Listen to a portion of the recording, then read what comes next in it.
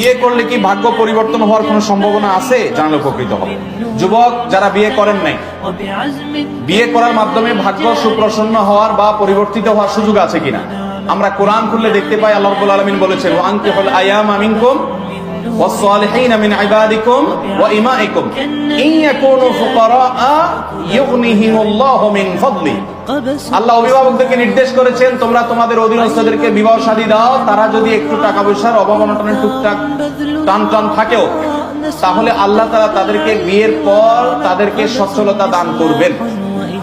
এর মানে এই না যে আপনার কাছে মোহরও নাই, আপনার কাছে স্ত্রীর মোটামুটি ডাল ভাতের ব্যবস্থা করার কোনো অ্যারেঞ্জমেন্টও নাই, ঢাল নাই, তরবারি কিছুই নাই, কিন্তু আপনি নিজের নামে সর্দার হইতে চাচ্ছেন, এই সুযোগ নেই। যদি আপনার মোহর দেওয়ার কোনো ব্যবস্থা না থাকে, ডাল ভাতের জোগাড় করারও ব্যবস্থা না থাকে, তাহলে ফাআলাইকা বিস-সাওম, নবীজির নির্দেশ অনুযায়ী আপনি রোজা রাখবেন।